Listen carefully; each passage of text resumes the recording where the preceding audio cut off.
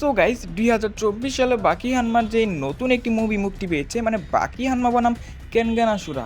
সেই ভিডিওটা দেখার পর মানে আমাদের চ্যানেল থেকে অবশ্য আশা করি যে সকলে দেখে নিয়েছেন। ওইটা দেখার পর কেনগান আসুরা ইউনিভার্স সম্পর্কে সকলেরই একটু না একটু ধারণা হয়ে গেছে। আর আমরা আপনাদের এই ধারণাটাকে সম্পূর্ণ 100% করানোর জন্য আজকে আমরা নিয়ে এসেছি কেনগান আসুরা এক্সপ্লেনেশন। আর আজকে আমরা এটার প্রথম এপিসোড এক্সপ্লেন করবো, আর আমরা বেশি কথা বাড়াবো না, ডাইরেক্টলি এক্সপ্লেনে চলে যাবো। So let's start. এপিসোডের শুরুতে আমরা জাপানের খুবই সুন্দর একটি শহর টোকিও দেখতে পাই। সেখানে আমরা একজন লোককে দেখতে পাই, তার নাম হচ্ছে ইয়ামাসিতা। হয়তো বা আগের ভিডিও যারা দেখছেন সকল লোকের চিনে থাকেন। সো সে এখানে লক্ষ্য করতে থাকে যে একজন লম্বা চড়া একজন ব্যক্তি, একজন হুডি পরা ব্যক্তিকে একটি বিল্ডিং এর সাইডে যাচ্ছিল। ইয়ামাসিটা বলে, আরে আমার তো ব্যাপারটা দেখতেই হয়, চলো গিয়ে দেখে আসি। আর ইয়ামাসিটা আমাদেরকে সঙ্গে নিয়ে সে চিপার ভিতরে চলে যায়। আর আমরা দেখতে পাই যে সেই যে লম্বা চূড়া মানুষটা ছিল সে বলতে থাকে, ওই বাচ্চা তুমি আমাকে চ্যালেঞ্জ করেছো, তুমি জীবনের সবচেয়ে বড় ভুল করে ফেলেছো, কারণ এখন আমি তোমাকে মেরে এখন আলু ভর্তা বানাবো। কিন্তু তখনই ওমা যে কিনা নিজের ফেসটাকে খুলে ফেলে। আর এটাই হলো আমাদের এই সিরিজের মেইন ক্যারেক্টার ওমা টোকিতো। সে তখন বলতে থাকে, মারামারি আমার রক্তের সঙ্গে জড়িত, চলো ফাইট করি। আর তখনই আমরা দেখতে পাই সেই লোকটা নিজের যে কাপড় ছিল সেটাকে চিরে ফেলে। আর আমরা তার পিছনে হানায়ামার মতো একটা লোগো দেখতে পাই, যেটা হানায়ামার পিছনে কিন্তু আমরা দেখেছি যে এর আগে। হানায়ামার সম্পর্কে আমি আর বাড়তি কিছু বললাম না, কারণ হয়তোবা বাকি সিরিজ যারা দেখেছেন সকলেই তার স্ট্রেংথ সম্পর্কে আইডিয়া আছে। সো এখন আমরা দেখতে পাই যে কেনগান আসুরাতে কি হয়। এখানে ফাইনালি ফাইট শুরু হয়ে যায়, যেখানে ওই মাসেলওয়ালা লোক বাকির উপরে তো বাকি নয়, ওমার উপরে হামলা করতেই ছিল। তো ওমান লাগাতার সেগুলোকে টস করতে থাকে। তাকে দেখে মনে হচ্ছিল যে তার ফাইট করার স্টাইল সম্পূর্ণ বাকির মতোই। আর তখন ইয়ামাসিটা বলতে থাকে, এত দানবের মতো শরীর নিয়ে তো তাকে একটা পাঁচও লাগাতে পারছে না, তাহলে লড়াই কি কোনো শক্তি ম্যাটার করে না? লড়াই কি টেকনিকই সব? এর কারণ হচ্ছে ওমার উপরে যতগুলি পাঞ্চ করা হচ্ছিল না কেন, সে সকল পাঞ্চগুলোকে খুবই সহজে বাকির মতো ডস করতে পারতেছিল। এবং ফাইনালি সেই পালোয়ান আমাদের ওমার উপর একটি কিক মারতে চলে আসে, কিন্তু ওমা তগিটা সেখান থেকে সরে যায়, যার কারণে সেই কিকটি লেগে যায় দেয়ালে। আর দেয়ালের কি অবস্থা হয় সেটা আপনারা দেখতেই পাচ্ছেন। তারপর সেই যে ফাইটারটা ছিল সে যখন আবারও ওমার উপরে হামলা করতে আসে, তখনই সে তার হাতটাকে ধরে ফেলে। যদিও তার হাতটা তার হাতের তুলনায় অনেক মোটা ছিল, তো ওমা খুবই সহজে সেটাকে ধরে ফেলে এবং সেটাকে ডিসলোকেট করে ফেলে, মানে হাতটাকে মচকে দেয়। যার কারণে সে যখন মাটিতে লুটিয়ে পড়ে তখনই ওমা সেটার ফাইটার উঠিয়ে তার মুখের মধ্যে একটি কিক মারে, আর সেখানেই সেই ফাইটারটি হেরে যায়। আর তাকে হারানোর পর সে তখন সেখান থেকে চলে যেতে থাকে, কিন্তু তখনই ইয়ামাসিটা তাকে থামিয়ে দেয়। আর ইয়ামাসিটা তার কাছে তার নাম জিজ্ঞাসা করে, সে তখন রিপ্লাই করে, আমার নাম হচ্ছে ওমা টোকিতো। আর তুমি এখানে কেন দাঁড়িয়ে আছো? তুমিও কি একজন ফাইটার? তাহলে তুমিও কি আমাকে চ্যালেঞ্জ করতে চলে এসেছো নাকি? তখন তো গাইস ইয়ামাসিটার হাওয়ায় সম্পূর্ণ টাইট হয়ে যায়। সে বলতে থাকে, আরে না না না, আমি তোমাকে চ্যালেঞ্জ করতে আসি নাই, আর আমি কোনো ফাইটারও না। ওমা তখন বলতে থাকে, তো ঠিক আছে, তুমি একটুর জন্য বেঁচে গেলে। আর তখনই আমরা দেখতে পাই যে ইয়ামাসিটা যে কিনা তার বস নাকির কাছে চলে যায়। সেখানে তার বস তার উপরে খুবই চিল্লাচিল্লি করতেছিল, কারণ হয়তোবা তাকে কোনো কাজ দেওয়া হয়েছে কিন্তু সে করতে পারে নাই।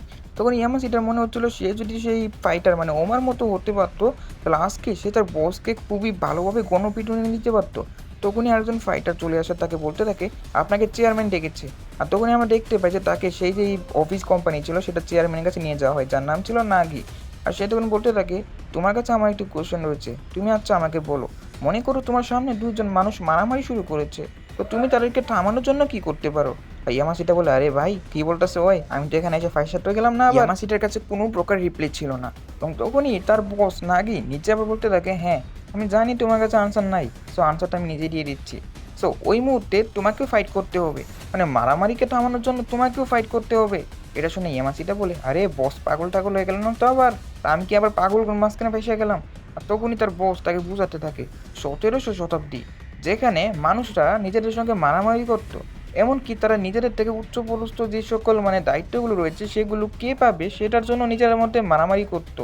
এমনকি রাজার কাছে লোক হওয়ার জন্য মারামারিতে জিতা লাগতো। আর এটা এমন এক পর্যায়ে চলে গিয়েছিল যেখানে বিজনেসম্যানরাও ফাইনালি ফাইট শুরু করে। আর তখনই একটি সিদ্ধান্ত সকলে একমত হয় যে বিজনেস কোম্পানিগুলোর মধ্যে ফাইট করার কোনো দরকার নেই, তাদের পক্ষ থেকে একজন করে ফাইটার নির্বাচন করা হোক এবং সেই ফাইটারদের মধ্যে লড়াই অর্গানাইজ করা হোক, এবং সেই ফাইটার যদি হেরে যায় তাহলে কোম্পানি সম্পূর্ণ হেরে যাবে, এবং ওই কোম্পানির যে সকল দায়িত্ব রয়েছে সেটা অপোজিট কোম্পানির কাছে চলে যাবে। আর শুধু এটাই নয়, এই ফাইটটা আজ পর্যন্ত প্রচলন আছে। আর আমাদের বর্তমান যুগে এই যে একটি টুর্নামেন্ট হয়, এই টুর্নামেন্টকে বলা হয় কেনগেন আসুরা, মানে কেনগেন আসুরা টুর্নামেন্ট।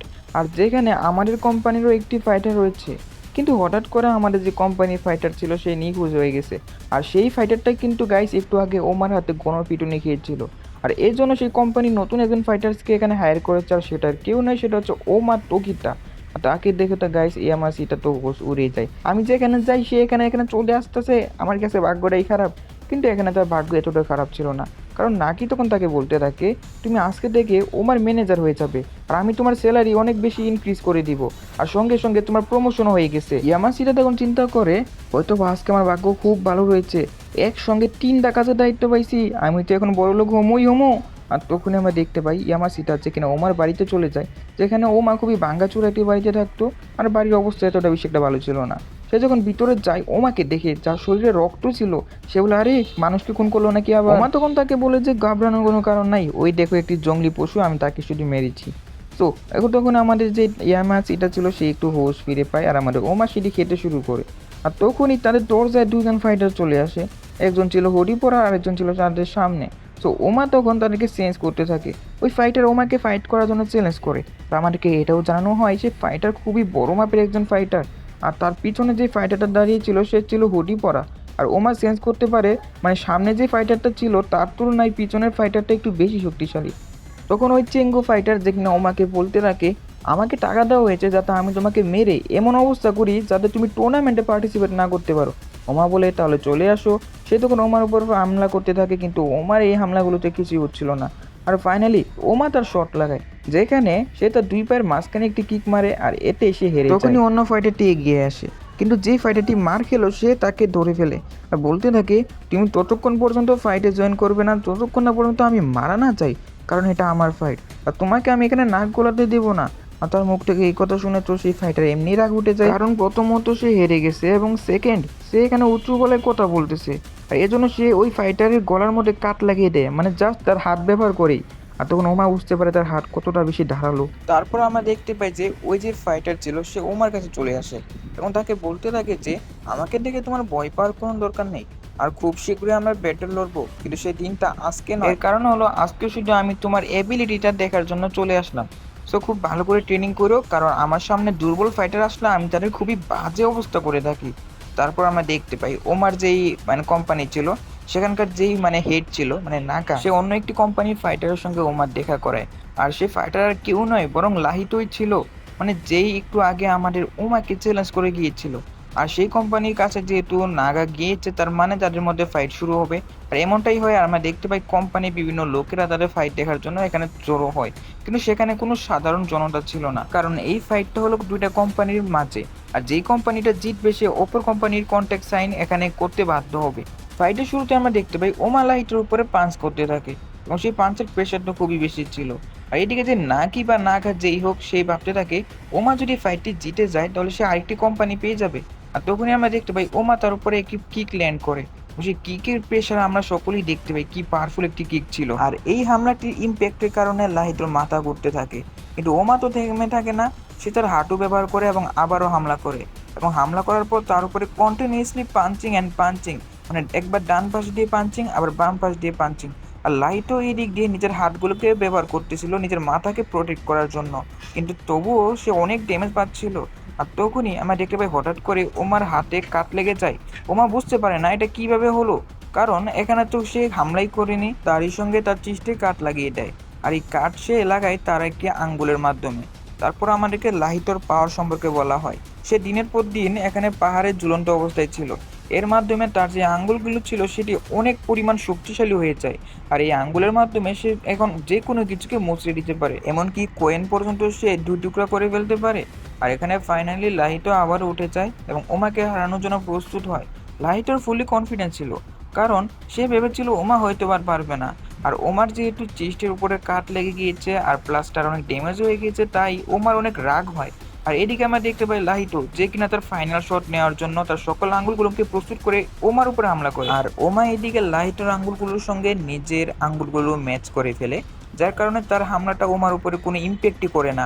আর ফলস্বরূপ যেটা হওয়ার সেটা হওয়ারই ছিল, ওমা তার উপরে একটি কিক মারে আর কিকেই আমাদের লাইটন নক আউট হয়ে যায় আর ওমা হয়ে যায় ম্যাচের বিজয়ী। আর ওমা যে তাকে হারাতে পারবে এটা কখনো কেউ কল্পনাই করেনি, কারণ সেটা আনডিফিটেড ফাইটার ছিল। পাশাপাশি নাগিও সেখানে খুশি হয়ে যায়। তারপর তারা এই খুশিটাকে আরো বেশি এগিয়ে নেওয়ার জন্য একটি পার্টি অর্গানাইজ করে। আর তারপর আমরা একটি সাইকো ফাইটারকে দেখতে পাই। সে তার সামনে থাকা সকল ফাইটারকে মেরে একদম বত্তা বানিয়ে রেখেছিল। এবং তখন আমরা দেখতে পাই সে আরেকজন ফাইটারের গাড়ি সম্পূর্ণ মটকে দিয়েছিল। এবং তখনই আমাদেরকে একটি বিল্ডিং এর সিন দেখানো হয়, এবং এই বিল্ডিং এ কেনগেন টুর্নামেন্ট হয়, এটার জন্য কোয়ালিফাই করা হয়। আর এই কোয়ালিফাই হওয়ার জন্য সাইকো ফাইটার এসেছে এবং সে একজন লেডি চেয়ারম্যানের সঙ্গে হাত মেলায় আর বলতে থাকে, আমি তোমার ফাইটারদেরকে হারিয়ে দিয়েছি, সো এখন কি আমি তোমার হয়ে এখানে লড়াই করতে পারবো? এর কারণ হলো আমার একটি বন্ধু রয়েছে যার নাম হচ্ছে ওমার টোকিতা, সো আমি তাকে ফাইটে হারাতে। তখন সেই লেডি চেয়ারম্যান এখানে রাজি হয়ে যায়। তারপর আমরা ওমাকে দেখতে পাই, যার কিনা আরো একটি ফাইট অর্গানাইজ করা হয়েছিল, আর এইবার অর্গানাইজ করা হয়েছিল অন্য একটি শক্তিশালী দানব আকৃতি ফাইটারের বিরুদ্ধে।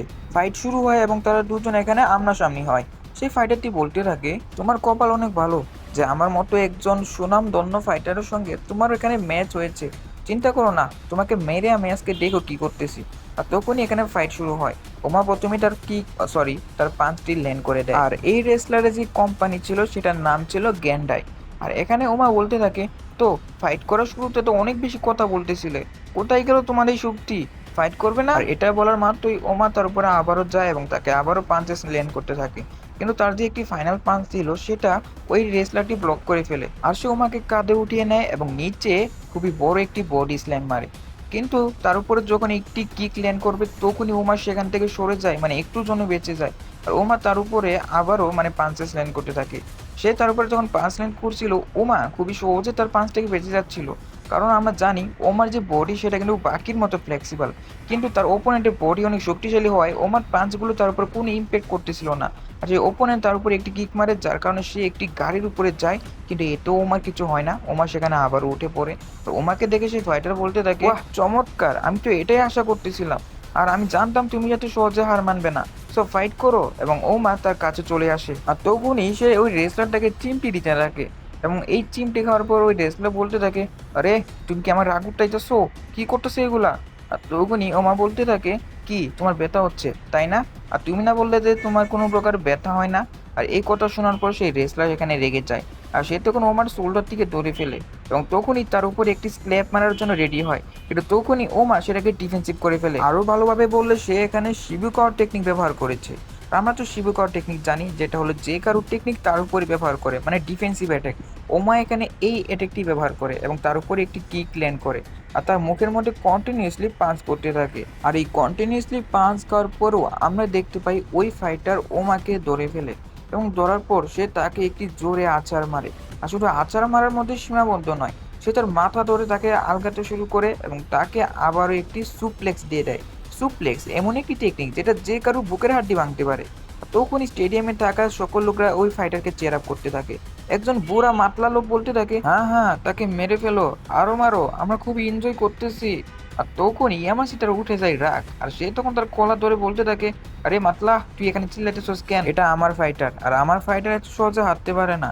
আর তখনই সেই লোকটি বলতে থাকে, তাহলে ওই মাটিতে লুটিয়ে আছে ওটাকে? ওটা তো তোমারই ফাইটার তাই না? আর তখনই আমরা দেখতে পাই ওমার এখানে খুবই বাজে অবস্থা। আর সেই ফাইটারটি ওমাকে নিজের কাঁধে তুলে নেয় এবং সে খুবই স্ট্রংগেস্ট একটি মুভ মানে ব্যাকবোন হামলা করতে থাকে, যাতে ইউজারের সকল হাড্ডিগুলোকে পুরো চুরমুর করে ফেলে। আর তখনই আমরা দেখতে পাই ওমা এখানে হুঁশ ফিরে আসে না। আর এটা দেখে সকলেই ফাইটারের জয় প্রায় নিশ্চিত করে দেয়। আর তখনই ইয়ামাসিতা ওমার জন্য এখানে প্রার্থনা করতে থাকে যে ওমা যেন এখানে তাড়াতাড়ি উঠে যায়। আর তখনই আমরা দেখতে পাই ওমার শরীর কাঁপতে থাকে। সে কাঁপার পর সে প্রথমেই তাকে একটি কিক মারে এবং তার দুইটা আঙ্গুল ভেঙে সেখান থেকে জাম্প করে দূরে চলে আসে। আর ওমাকে আমরা দেখে বুঝতে পারি তার পুরো পার্সোনালিটি চেঞ্জ হয়ে গেছে। যার ব্লাড সার্কুলেশন খুবই হাই ছিল এবং তাকে দেখে আমরা বুঝতে পারি সে কোনো ডেমনের মতো হয়ে গেছে। আর ওমা তখন ফাইটের জন্য সম্পূর্ণভাবে প্রস্তুত হয়ে যায়। আর তার যে ওপোনেন্ট ফাইটার ছিল সেও এখানে ঘাবড়ায় না, সেও আরো এক্সাইটেড হয়। আর ফাইনালি তারা দুজনই দুজনের উপরে পাঞ্চেস করতে থাকে আর সেই ফাইটারও তার উপরে পাঞ্চেস করতেই থাকে। ওমা সেখানে থামতে ছিল না, এখানে তারা দুজনই খুবই কড়া টক্কর দিচ্ছিল। সেই ফাইটার বলতে থাকে, আমি তো প্রথমে তাকে কিছু মনেই করি নাই, কিন্তু সে তো আমাকে প্রায় হারানোর রাস্তায় চলে যাচ্ছে, কিন্তু আমিও এখানে হার মানবো না, আমি আমার সর্বটুকু দিব। স্টেডিয়ামের সকল মানুষরা তাদের দুজনের জন্য চেয়ার আপ করতে থাকে, যেখানে তারা দুজনই এখন দুই ভাগে বিভক্ত হয়েছে। একদল হয়েছে আমাদের ওমা আর আরেক দল হয়েছে ওই ফাইটারের দলে। আর সিনিয়র যে সকল ফাইটার ছিল, যেখানে আমরা দেখতে পাই একজন ফাইটার যার নাম ছিল তাকাশি, সেও ফাইটটা নোটিস করতেছিল, তা আবার অনেক ভালোভাবে। আর এখানে তারা দুজন একে অপরের উপর তো পাঞ্চেস করতেছিল, যেটা আমি আর কতবার বলবো। আর আমাদেরকে কোনো ওমা সম্পর্কে বলা হয়, তার ভিতরে একটি ডেমন টাইপ মনস্টার লুকিয়ে রয়েছে। মানে এমন যখন পরিস্থিতি আসে, যখন ওমা হেরে যায়, তখনই তার এই ডেমনটি জেগে ওঠে। আর ওমার স্বপ্ন হলো ওয়ার্ল্ডের সবচেয়ে পাওয়ারফুল বা স্ট্রংগেস্ট এখানে ফাইটার হওয়া। আর এর জন্য সে যখন হেরে যাওয়ার প্রান্তে চলে আসে, তখনই তার ইগোটি জেগে যায়। আর ওমা তো এখানে ফাইটটা আমার কোনো নামই নিচ্ছিল না, খালি পাঞ্চ আর পাঞ্চই করতেছিল। আর ওই ফাইটারকেও কম ভাবলে চলবে না, সে তখন ওই ওমাকে থামানোর জন্য তার মাথায় একটি হেড মারে, আর তখন তার বুকের মধ্যে একটি লাথি মারে, যার কারণে ওমা তখন সেখান থেকে প্রায় দূরে সরে যায়। আর তার ভিতরে মাসেলকে আমরা দেখতে পাই, সরি মাসেল বলতে এখানে আমি হাড্ডিকে বুঝাচ্ছি। ওই ফাইটার বলতে থাকে, হার মাত মান না দোস্ত, এখন তো মাত্র ফাইট শুরু হয়েছে। আর তখনই ওমা সেখানে আবারও দাঁড়িয়ে যায়। আর ওমা তখন তার সঙ্গে ফাইট করার জন্য প্রস্তুত হয়। ওমা তখন তার এই যে ফুসফুস ছিল সেখানে হামলা করে, যার কারণে সেই ফাইটারটি যাতে সেখানে অজ্ঞান হয়ে যায়। আর আমরা দেখতে পাই এমনটাই হয়, ওই ফাইটার সেখানে অজ্ঞান হয়ে যায় আর ওমা জিতে যায়। কিন্তু এর পরিণামে ওমার যে দুইটা আঙ্গুল ছিল, সেই দুইটা আঙ্গুল ড্যামেজ হয়ে যায়। এখানে যে অডিয়েন্সটা ছিল তারা ওমাকে চেহারা পড়তে থাকে। ওই মাত্রা লোকটা বলতে থাকে, আরে ভাই এখানে তো সম্পূর্ণ ঠিকই হয়ে গেল, তোর যে ফাইটার ছিল ওটাই দেখলাম ফাইনালি জিতে গেল, সো তোর ফাইটার তো এখানে অনেক বেশি শক্তিশালী। আর তখনই আমাদের ইয়ামাসিটাও খুশিতে চিল্লাতে থাকে। আর তখনই এন্ট্রি নেয় আমাদের এই যে কেনগেন আশুরা ইউনিভার্সের যে মেইন মানে প্রেসিডেন্ট তার। আর তাকে কিন্তু হয়তোবা যারা আমার ভিডিও দেখেন, মানে বাকি ইউনিভার্সে কেনগেন আশুরা তারা চেনেন, তার নাম হচ্ছে কাতাহারা। বাকি আনমা ইউনিভার্সে যেমন আমাদের টোকোগাওয়া, আর এই ইউনিভার্সে মানে ফাইট যে অর্গানাইজ করে তার নাম হচ্ছে কাতাহারা। তো কাতাহারার যে ফাইটার রয়েছে তাকে আজ পর্যন্ত কেউ হারাতে পারে নাই। আর কেউ যদি ওই প্রেসিডেন্ট পদটা নিতে চায়, তাহলে তাকে কাতাহারার যে ফাইটার রয়েছে তাকে হারাতে হবে।